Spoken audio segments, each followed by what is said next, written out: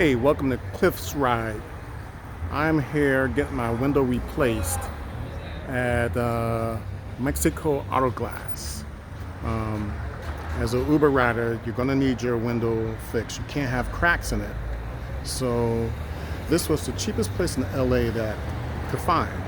Um, Safelite quoted me $272, and that's with my insurance. I wasn't buying that.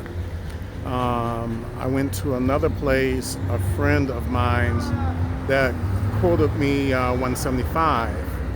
That was okay, but I ran into this place and they're charging only $120 for the same type of glass, tint window at the top, and they replace it for $120.